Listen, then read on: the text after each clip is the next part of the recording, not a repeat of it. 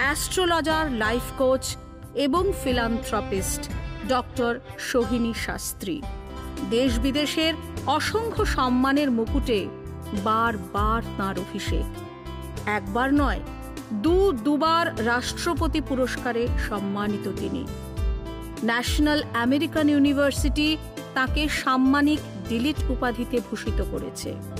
লন্ডনের world book of রেকর্ডসে জ্ঞানী গুণীদের মাঝে তিনি একটি উজ্জ্বল নক্ষত্র। ইন্টারন্যাশনাল অ্যাস্ট্রোলজি ফেডারেশন তাকে দিয়েছে আমেরিকান অনারারি ডক্টরেট খেতাব।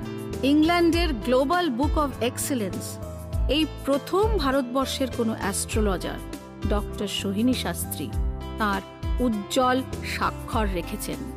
স্বীকৃতি ও খ্যাতির শীর্ষে থাকা এই অ্যাস্ট্রোলজারের কাছে তাই দেশ বিদেশের স্বনামধন্য ব্যক্তিত্বরা বারবার ফিরে এসেছেন। তার অভ্রান্ত গণনায় তারা খুঁজে পেয়েছেন নিজেদের জীবনের সুখ শান্তির চাবিকাঠি। একের পর এক অ্যাস্ট্রোলজির বই লিখে তিনি জয় করেছেন উৎসুক পাঠকের উদ্বেল হৃদয়। এই প্রজ্ঞা পারমিতাকে সার্থক জীবনের অভিনন্দন।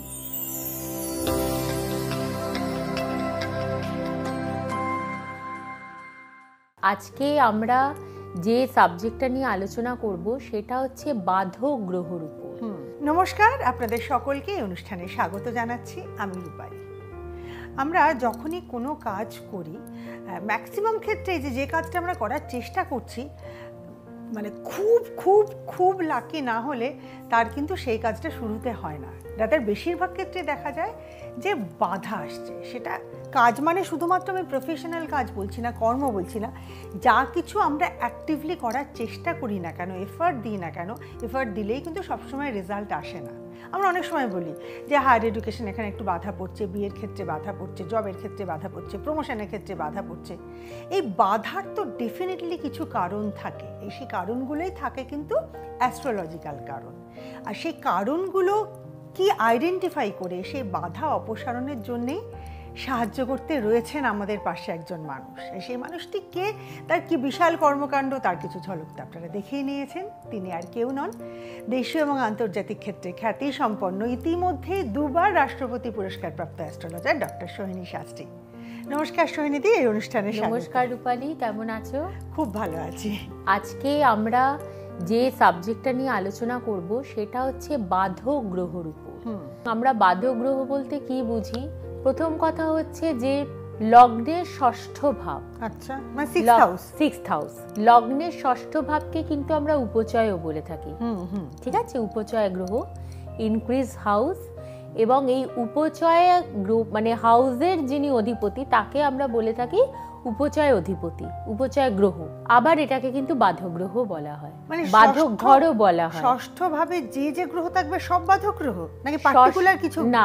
হ্যাঁ, তুমি প্রশ্নটা খুব ভালো করেছো। প্রথম কথা হচ্ছে যে ষষ্ঠ ঘরের যিনি অধিপতি, আচ্ছা, তিনি হচ্ছেন বাধক। মানে প্রত্যেকটা ধরো কারো কন্যা লগ্ন, তাহলে তার বাধক অধিপতি হচ্ছেন শনি। শনি হচ্ছে তার লগ্নের ষষ্ঠ ভাব, মানে কুম্ভ রাশির অধিপতি হচ্ছেন শনি। তারপরে শনি কিন্তু তার বাধক। এবার ষষ্ঠ ভাবে যে কটা গ্রহ অবস্থান করছে সেই কটা গ্রহ কিন্তু বাধক ঘরের পরিচয় দিচ্ছে। মানে বাধক ঘরে যে সমস্ত গ্রহ অবস্থান করছে তারাও কিন্তু বাধক গ্রহের কাজ করছে। লগ্নে ষষ্ঠ ভাবে যদি রবি, চন্দ্র, মঙ্গল, বৃহস্পতি, শুক্র যে গ্রহেই অবস্থান করে থাকে সেই জাতকের জন্য বাধক গ্রহ। মানে সে কি বাধা দেয়? তার কাজটা হচ্ছে যে ঘরে বসবে সেই ঘরের যে কারকতা, সেই ঘরের যে একটা কর্ম, সেই জায়গাটাকে ড্যামেজ করে দেওয়া। সেই জায়গাটাকে একটা বাধা। বাধক মানে কিন্তু মারক বলবো না, কারণ মারক আমরা বলি সবসময় অষ্টম, দ্বাদশ, দ্বিতীয় এবং সপ্তম ভাবকে। বাধক ভাব কিন্তু মারক না, বাধক ভাব হচ্ছে বাধা ক্রিয়েট করে, অবস্ট্যাকলস। কন্টিনিউয়াসলি একটা অবস্ট্রাকশন মানুষের লাইফের উপর সৃষ্টি করে যাচ্ছে। এবার তাদের অবস্থানের উপর আমি আলোচনা করব যে বাধক গ্রহ যখন লগ্নের ভাবে রয়েছে, মানে হচ্ছে প্রথম ঘরে, তখন একটা মানুষ কি কি সমস্যা ফেস করতে পারে। বাধক ঘরের অধিপতি তিনি বাধক গ্রহ হয়ে লগ্নের প্রথম ঘরে মানে লগ্নতেই অবস্থান করে আছেন। সেই ক্ষেত্রে কিন্তু জাতক এবং জাতিকাকে প্রচন্ড বাধা ফেস করতে হবে।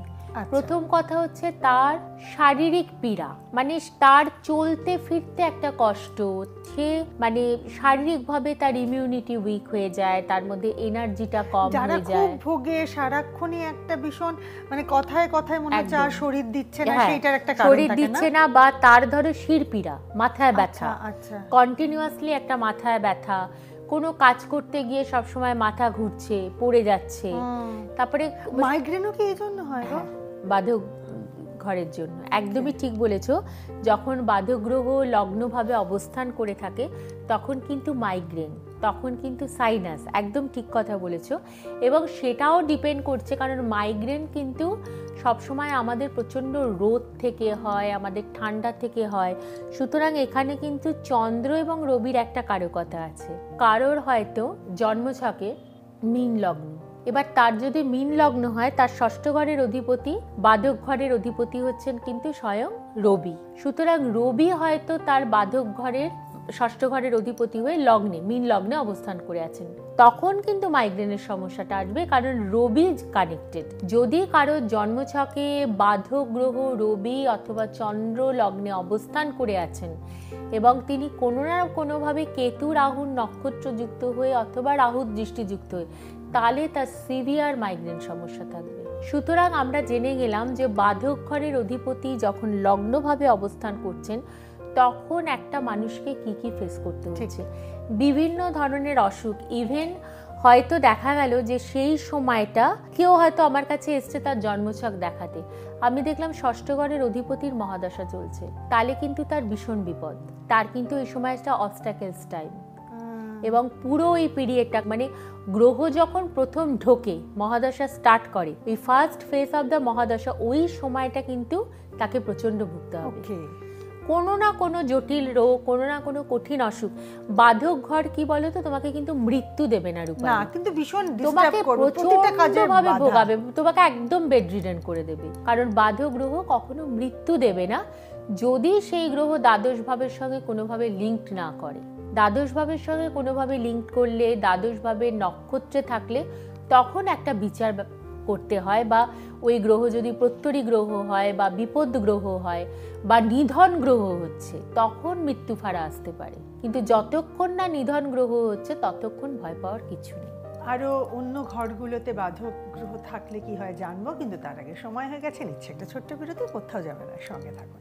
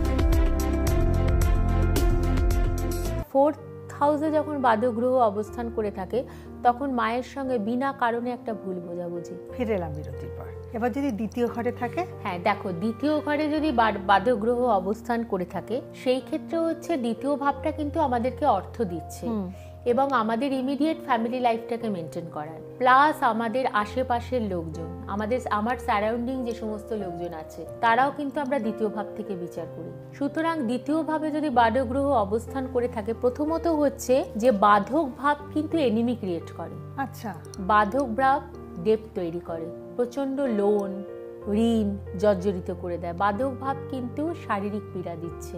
বাধক ভাব আবার কখনো কখনো কিন্তু সরকারি চাকরি দেয়।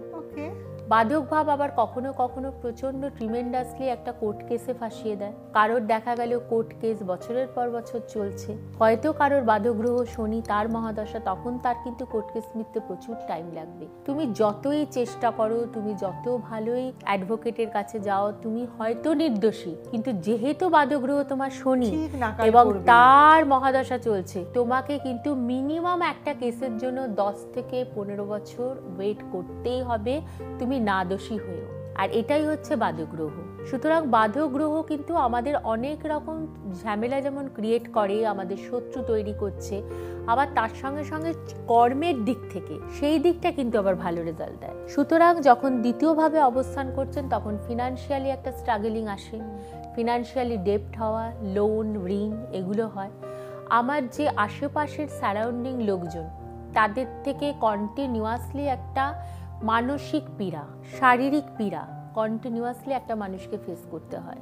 সাডেন তার সঙ্গে সম্পর্ক খারাপ হয়ে যেতে পারে, এবং খুব ছোট ছোট রিজনে দেখা গেল, মানে তোমার হয়তো ব্যাংক ব্যালেন্স রয়েছে, তোমার হয়তো ইনকাম ভালো, তুমি জমাচ্ছ, কিন্তু যেই মাত্র বাধক ঘরের অধিপতির মহাদশা শুরু হলো, কোনো না কোনোভাবে তোমার কন্টিনিউয়াসলি খরচা হতে থাকবে, তুমি কিছুতেই খরচাটা আটকাতে পারবে না।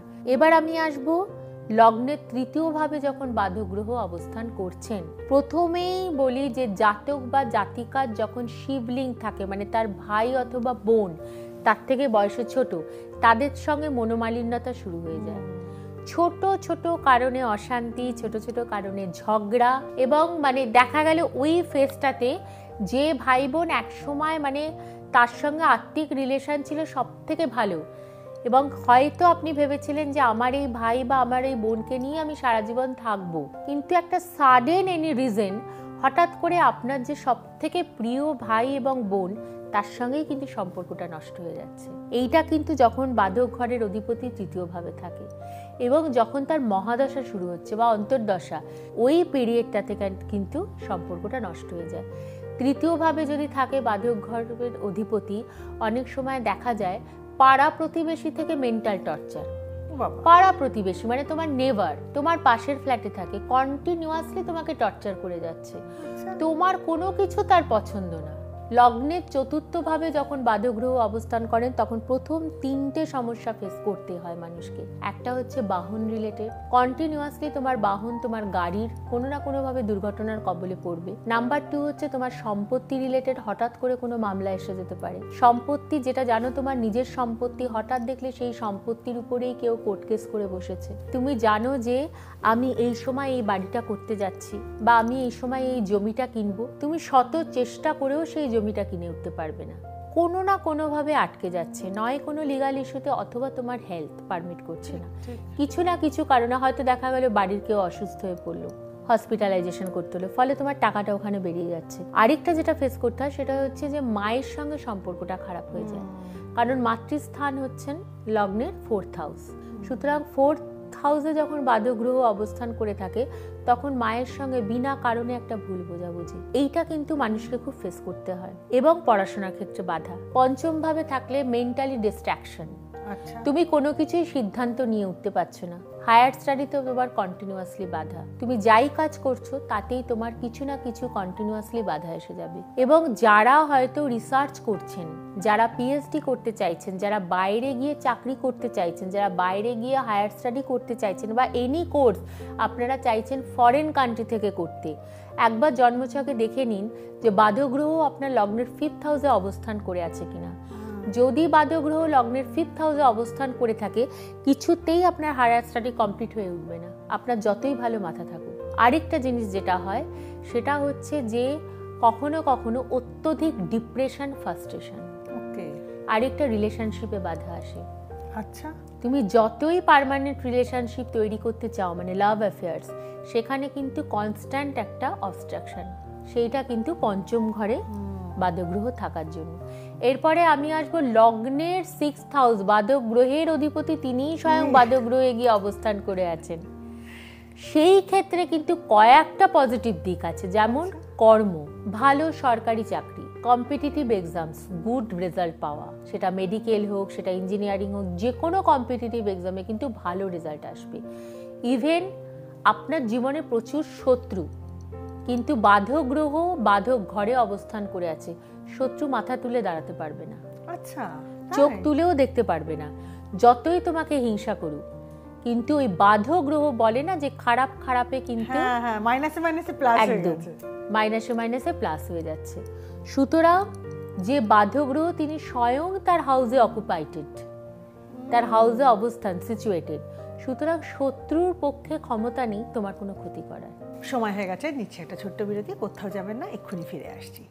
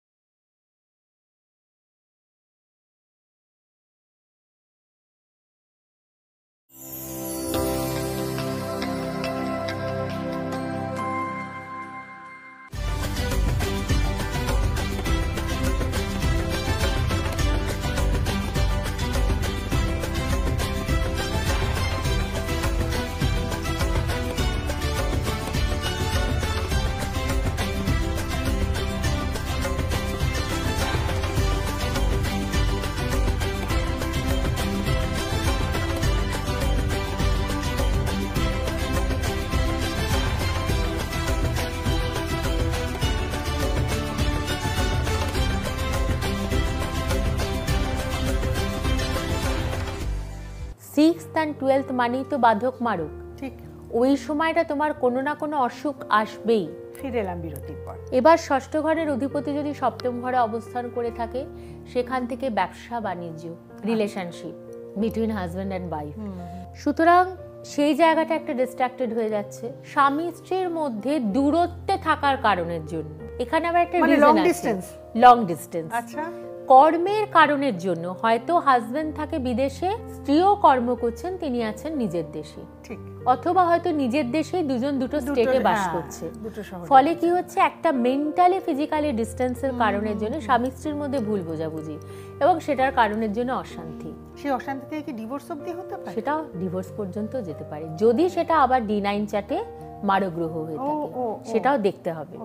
নাম্বার 2 হচ্ছে বিজনেস পার্টনারের সঙ্গে খুব ভালো ব্যবসা চলছে, হঠাৎ অশান্তি, হঠাৎ ভুল বোঝাবুঝি, এবং কোনো কারণে যে যাকে আপনি হয়তো দীর্ঘ 20 বছর ব্যবসা করে আসছেন, যার সাথে যাকে বিশ্বাস করে আসছেন, সেই হঠাৎ ডিচ করে চলে গেল। এবং 7th হাউসে থাকা মানে যারা ইনভেস্টমেন্ট করছেন তাদের ক্ষেত্রেও কিন্তু বাধা, হিউজ লস্ট। যারা শেয়ার ট্রেডিং করেন, যারা ট্রান্সপোর্টেশনের বিজনেস করছেন, তাদের ক্ষেত্রেও কিন্তু বাধা।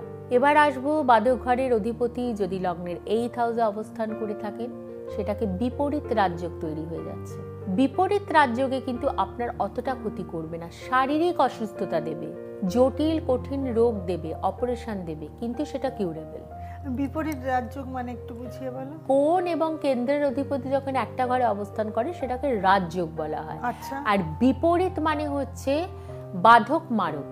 ও মানে এখানে কি বলতো, মাইনাসে মাইনাসে প্লাস, মানে বাধক মারক এক ঘরে থাকলে তার জন্য বাধকের অধিপতি অষ্টম ভাবে অবস্থান করে আছেন, তখন কিন্তু সেই দিক থেকে বেনিফিশিয়াল, কিন্তু সেটা বেশি দিন তুমি ধরে রাখতে পারবে না, কিছুটা হলেও যেই তো মারক।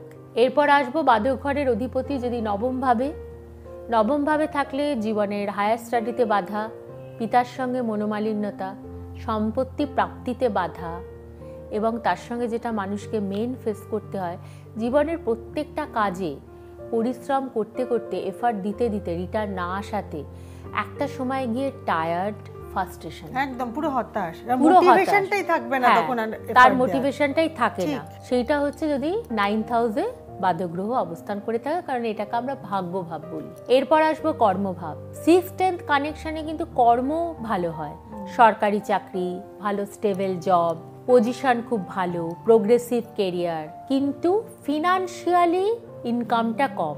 এরপরে আমি আসবো 6th লর্ড যখন গেনার হাউসে থাকে, মানে বাধক গ্রহ একাদশ ভাবে। এবার একাদশ ভাবটা যেহেতু আমাদেরকে সাকসেস দেয়, আমাদেরকে গেইন দিচ্ছে, বেনিফিট দিচ্ছে, সুতরাং ওই ঘরে যদি বাধক গ্রহ অবস্থান করে থাকেন, সেই ক্ষেত্রে কিন্তু একটা মিশ্রিত ফল আসবে। সুতরাং যদি ওটা স্ট্রেংথফুল থাকে, তাহলে হয়তো আমাদের জীবনের ওই গ্রহ রিলেটেড যা যা কর্ম, যেমন ধরো আমাদের ওয়ার্ক লাইফ, আমাদের বিবাহ জীবন, আমাদের অর্থনৈতিক দিক, আমাদের মানসিকতা, আমাদের শারীরিক দিক, ওই গ্রহর যখন মহাদশা পিরিয়ড চলবে সেই সময় কিন্তু আমি অনেকটা বেনিফিট পাবো। বাধক ঘরের অধিপতি যখন লগ্নের দ্বাদশ ভাবে যাচ্ছেন, দ্বাদশ ভাব থেকে আমরা এক্সপেন্ডিচার, আমাদের শারীরিক হেলথ, আমাদের হসপিটালাইজেশন, ঈশ্বরের প্রতি আমাদের কতটা মনোযোগ আছে সবকিছুই কিন্তু আমরা দ্বাদশ ভাব থেকে বিচার করছি। সুতরাং 6th আর 12th কানেকশন হচ্ছে তখনও কিন্তু বিপরীত রাজ্য হয়ে যাচ্ছে। তো লগ্নের 6th হাউসের অধিপতি বাধক গ্রহ তিনি অবস্থান করে আছেন দ্বাদশ ভাবে। সেই ক্ষেত্রে কিন্তু ওই সময়টায় তোমার ইনকাম প্রচণ্ডভাবে কিন্তু বাড়বে। সেই গ্রহর মহাদশায় ইনকাম গ্রোথ, তার সঙ্গে ভালো বিবাহ, কর্মের ডেভেলপমেন্ট, সোশ্যাল রেপুটেশন, নেম ফেম, বা ধরে নাও ইঞ্জিনিয়ার, ভালো ডাক্তার অথবা যারা অ্যাভিয়েশনে রয়েছে তাদের জন্য কিন্তু এই সময়টা প্রচণ্ড ভালো যাবে। এবং একটা জিনিস দেখো, 6th and 12th মানেই তো বাধক মারক, ঠিক ওই সময়টা তোমার কোনো না কোনো অসুখ আসবেই। কিন্তু এটাও ঠিক, যেহেতু বিপরীত রাজ্যকারী গ্রহ, সুতরাং সেইভাবে দ্বাদশ ভাব কিন্তু মৃত্যু দেয়। যদি তিনি তোমার নিধন বা প্রত্যরী গ্রহ না হয়ে থাকে তাহলে কিন্তু সেই রোগের মৃত্যু নেই, সেটা কিন্তু ভোগাবে, তোমাকে সাফার করাবে কিন্তু তোমাকে সুস্থ করে দেবে। কিন্তু বাকিগুলোর ক্ষেত্রে যে যে গ্রহে থাকলে সময় খারাপ যেতে পারে সেটারও তো সমাধান আছে। একদম, দেখো প্রত্যেকটা জিনিসেরই সমাধান আছে আমি যদি বিফোর জানতে পারি। একদম, আমি প্রত্যেককে বলে থাকি যখন একটু তুমি ফিল করছো খারাপ টাইপ, সেই সময় তুমি যদি আসো, এসে যদি তুমি বিচার করাও, যদি তার কোনো রকম দেখি যে এই টাইমলাইনটা অনেক দিন ধরে চলবে, তখন কিন্তু প্রিকোয়েশন, এবং সেটাতে তোমার যেখানে তাল হতে পারতো সেখানে তিল হয়ে যাবে। তোমার প্রচুর বাধা কেটে তুমি হয়তো একটা ভালো গুড লাইফ লিড করবে। এটাই এই যে মানে সময় যখন মনে হচ্ছে যে কথা সৈনীদি বললেন, ডক্টর সৈনী শাস্ত্রী, যখন সমস্যার শুরুটা মনে হচ্ছে তখনই যদি গিয়ে আমরা সেই সাহায্যটা নিই। এটা কি হচ্ছে সিমটমস, যেরকম আমাদের জ্বরের ক্ষেত্রে বলা হয় জ্বর কিন্তু কোনো অসুখ নয়, ওটা জ্বরের উপসর্গ। অসুখটা অন্য কিছু, সেটা ঠান্ডা লেগে হতে পারে, সেটা অন্য কোনো বড় ধরনের অসুখ হতে পারে, বা সেটা হয়তো প্রাণঘাতী অসুখ হতে পারে। এই সিমটমসটা কিন্তু কিসের জন্য হচ্ছে অসুখটাকে আইডেন্টিফাই করা খুব দরকার। আর আমার আরেকটা জিনিস, এটা আমার ব্যক্তি মানুষ হিসেবে মনে হয়, হয়তো আমার লাইফে সেই মুহূর্তে কোনো সমস্যা নেই, বা একটা যখন বাচ্চা বড় হচ্ছে তার সেই মুহূর্তে কোনো সমস্যা থাকে না, কিন্তু যদি আগামী তার 50টা বছর আমরা কি হতে পারে লাইফের চক্রটা, বা আগামী 80টা বছর কি হতে পারে, কারণ এই ভাগ্যচক্রের উপরে গোটা লাইফ স্প্যানটা বোঝা যায় জন্মছক থেকে, সেটা যদি আগে থেকে ধারণা পাই তাহলে সময়ে সময়ে যখন যেরকমভাবে সাহায্য দরকার সেই সাহায্য নিয়ে কিন্তু আমরা এগিয়ে যেতে পারি। এবং এইভাবে এগিয়ে গিয়েই কিন্তু প্রচুর মানুষ সাহায্য পেয়েছেন, উপকৃত হয়েছেন। আসুন তাদের কোনো একজনের কথা শুনে নিই তার মুখ থেকে। নমস্কার, আমি সায়নী, আমি ভদ্রেশ্বর থেকে এসেছি। তো আমি 2023 সাল থেকে ম্যাডামকে দেখাচ্ছি। তো আমি চাকরি নিয়ে খুবই সমস্যায় ছিলাম, মানে আইটিতে চাকরিটা টিকিয়ে রাখতে পারবো কিনা সেই জন্য ম্যাডামের কাছে এসেছিলাম, এবং হেলথ ইস্যুসের জন্য এসেছিলাম। তো ম্যাডাম আমাকে এক্স্যাক্ট কারেক্ট অ্যানালিসিস দেয়। আমি এখন 2025-এ খুবই ভালো আছি। তো আমার সাথে আমি আমার ভাইকেও দেখিয়েছিলাম, ভাইয়ের যা যা ইস্যুস ছিল সব রিজলভ হয়েছে। আর ডেফিনেটলি আমি ম্যাডামকে 10 on 10 যে কোনো কাউকে রেকমেন্ড করবো, কারণ ওনার অ্যানালিসিস খুবই পারফেক্ট। কলকাতাতে ডক্টর সৈনী শাস্ত্রীর চেম্বার 25-এর শ্যামাপ্রসাদ মুখার্জি রোড, কলকাতা 25, এই ঠিকানায়। দিল্লিতে উনি চেম্বার করেন চিত্তরঞ্জন পার্কে। এছাড়া উত্তর 24 পরগনা, মুম্বাই, দুবাই, লন্ডন, উনি বিভিন্ন জায়গাতে বিশ্বের বিভিন্ন প্রান্তে চেম্বার করেন। কিন্তু কখন কোথায় ওনার অ্যাপয়েন্টমেন্ট পাওয়া যাবে তার জন্য যে নাম্বার আছে সেই নাম্বারে যোগাযোগ করবেন, অথবা মেলেও যোগাযোগ করতে পারেন। আর যদি এমন একটা ডিস্টেন্সে থাকেন যে যেখানে হয়তো কোনো চেম্বারে আসাটাই ডিফিকাল্ট হয়ে যাচ্ছে, তাহলে আপনাদের জন্য রয়েছে তো অনলাইন কনসালটেশনের ব্যবস্থা, কিন্তু অ্যাপয়েন্টমেন্টটা আগেই নিতে হবে। সৈনীদি, আজকের মতন তো যাওয়ার সময় হয়ে গেছে। একদম। আর একটা কথা যেটা আমরা দুজনেই মনে করি, আমরা এখানে বিভিন্ন বিষয় নিয়ে আলোচনা করি, দুটো ফিডব্যাক চাই। এক হচ্ছে এই ধরনের এই প্রসঙ্গে আলোচনা করে আপনাদের ব্যক্তিগতভাবে কোথাও কোনো উপকার হচ্ছে কিনা সেইটা একটু জানাবেন, আর আগামী দিনে কোন বিষয়ে আলোচনা শুনতে চান সেই ব্যাপারে কিন্তু আপনারা কিছু গাইডেন্স দিতে পারেন, তাহলে সেই বিষয় নিয়ে আমরা আরও ডিটেলে আলোচনা করব। আজকের মতন বিদায় নিচ্ছি। আগামী দিন আপনাদের সঙ্গে দেখা হবে এই সময়, এই অনুষ্ঠানে, এই চ্যানেলে। ভালো থাকবেন।